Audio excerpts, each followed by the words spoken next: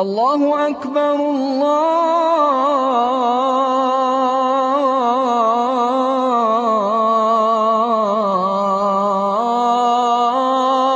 أكبر. I want to remind you or tell you that this revelation, the Quran, was revealed 1424 years ago to an illiterate. That means a man who had no schooling, a man born in the desert, an Arab,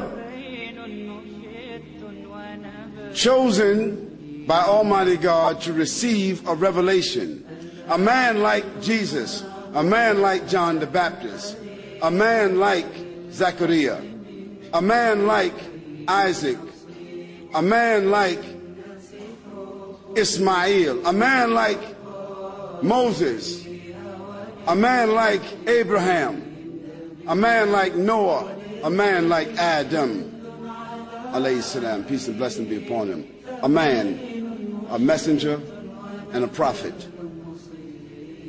Now this Quran that he recited is recited by 1.4 billion people in the world and memorized from cover to cover, 6,626 verses by literally millions of Muslims. Not a few, but millions. And it is the ambition of every Muslim to have a son or a daughter in their life that memorizes this entire book. So it's not a phenomenon, except that this book was memorized and preserved in the life of the one that received it from God. And in his lifetime, it was memorized and it was retained and never changed and intact until now. Look what it says. I gave you some statistics, and the basis of it was from the Quran. The Quran says, and a sign for them is the dead earth. It is brought back to life, and then from it springs fruits and grains of all kinds which they eat. And we place therein gardens and palm trees and grapevines, and cause them to burst forth therein some springs that come from the ground that man doesn't control himself. And there he creates his industry, that they may eat of the fruit created by God, and their hands have not produced it at all. So will they be grateful? Exalted is he who created all life in pairs. So the Quran establishes that everything in life has been created in pairs, whether plants, whether animals, whether insects, whether fish or bacteria. Has science ratified that everything in life has been created in pairs? Yes, the Quran said that 1,424 years ago. And of course the Prophet Muhammad, peace and blessing be upon him, he wasn't a botanist, he wasn't a geologist,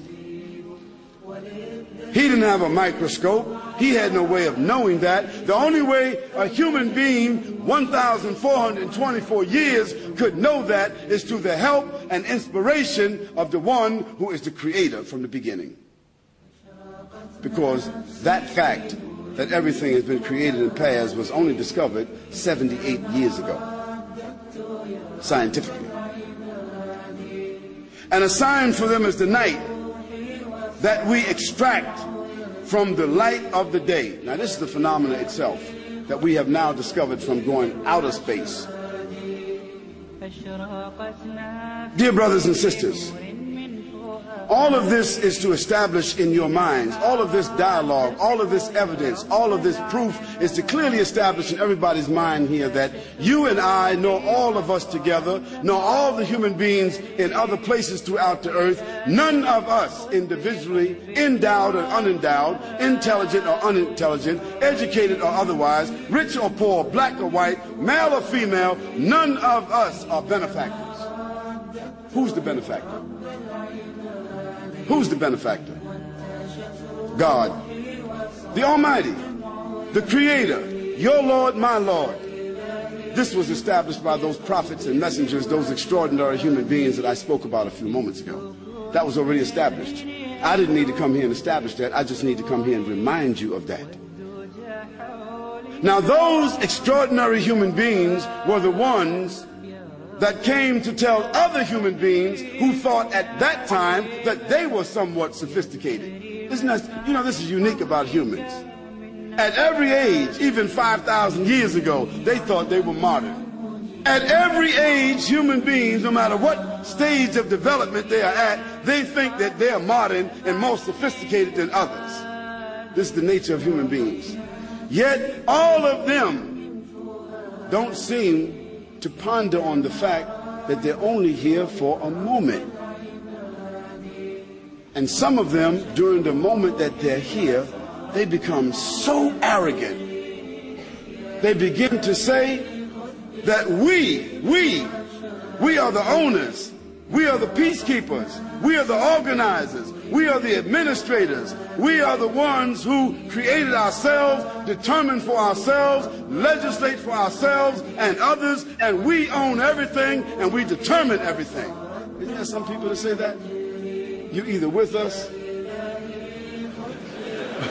or against. And don't give man a few tools that he can use, a few things that he can throw or some missiles that he can shoot. He really becomes arrogant. Then Abraham went to Pharaoh and talked to Pharaoh. Pharaoh told Abraham, why should I worship your God? Why? I have command over life and death. Anybody I want to die will die. Anybody I want to live will live. What did Abraham say to Pharaoh? The one you kill, bring him back to life if you got power. And if you got some power, when the sun sets in the west, you cause it to rise and make it set in the east. Was Pharaoh able to do that? He wasn't able to do that then.